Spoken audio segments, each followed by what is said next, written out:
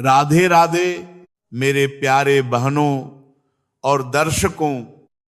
आज हम एक ऐसे विषय की बात करने जा रहे हैं जो हर शादीशुदा स्त्री के जीवन से जुड़ा है, लेकिन जिस पर अक्सर बिना समझे बूझे व्यवहार किया जाता है।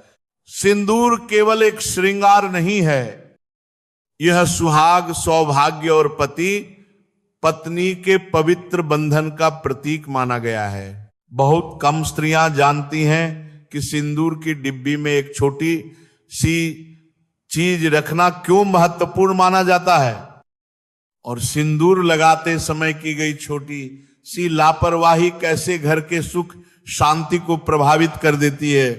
इसीलिए आज इस बात को अंत तक शांत मन से सुनना, डर के लिए नहीं, समझ के लिए। शास्त्रों में कहा गया है कि जब स्त्री श्रद्धा और पवित्र भाव से मांग में सिंदूर भरती है तो उसका प्रभाव केवल उसके माथे तक नहीं रहता, वह पूरे घर की ऊर्जा को संतुलित करता है। पति की आयु, स्वास्थ्य, कार्य और गृहस्थ जीवन सब पर उसका सूक्ष्म प्रभाव पड़ता है। सबसे पहले यह समझना जरूरी है कि सिंदूर सम्मान का विषय है, प्रदर्शन का नहीं। इसीलिए परंपरा कहती है कि सिंदूर यथासंभव अपने ही धन से लिया जाए ताकि उसमें किसी और की ऊर्जा न मिले। हां, सास या परिवार की किसी सुहागन द्वारा प्रेम से दिया गया सिंदूर स्वीकार्य माना गया है। दूसरी बात, किसी दूसरी स्त्री के सिंदूर को अपनी मांग में लगाना शुभ नहीं माना गया। हर स्त्री का सिंदूर उसके अपने भाग्य और कर्म से जुड़ा होता है, इसलिए इसमें अदला बदली से बचना चाहिए। सिंदूर लगाने से पहले स्नान और शुद्धता आवश्यक मानी गई है। बिना नहाए या अस्त व्यस्त अवस्था में सिंदूर लगाना परंपरा के अनुसार उचित नहीं।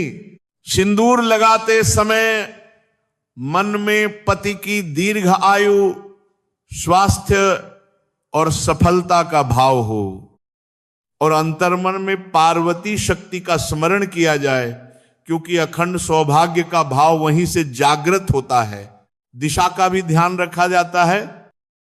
पूर्व या उत्तर की ओर मुख करके अनामिका उंगली से सिंदूर लगाना शुभ माना गया है। यह केवल कर्मकांड नहीं बल्कि मन को एकाग्र और भाव को स्थिर करने की विधि है।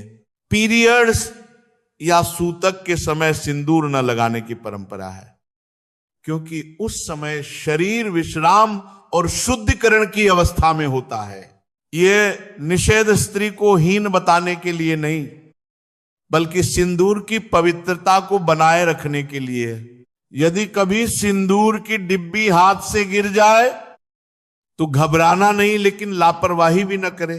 इसे अपशकुन मानकर भय में जीने की बजाय मन से क्षमा भाव रखें और संयम बनाए रखें। गिरा हुआ सिंदूर कूड़ेदान या नाली में न डालें, बल्कि श्रद्धा से अलग रख दें। यदि मांग भरते समय सिंदूर नाक या माथे तक फैल जाए तो उसे अशुभ न समझें। इसे प्रेम और निकटता का संकेत माना गया है। बस उसे रगड़कर पहुंचने से बचे। एक और सूक्ष्म बात, सिंदूर को बालों में बहुत पीछे छुपा देना परंपरा में उचित नहीं माना गया। माथे के मध्य, नाक की सीध में साफ और सरल रेखा में लगाया गया सिंदूर संतुलन का प्रतीक है। गीले बालों में सिंदूर न लगाने की भी परंपरा है। पहले बाल सुखाएं, फिर शांत मन से मांग भरें। और अब उस गुप्त बात पर कहा जाता है कि सिंदूर की डिब्बी में एक छोटा सा ₹1 का सिक्का रखना शुभ होता है। यह धन नहीं, स्थिरता और संरक्षण का प्रतीक माना गया है, जिससे सौभाग्य की भावना मजबूत रहती है। अंत में इतना ही, सिंदूर डर से नहीं, श्रद्धा से लगाया जाता है।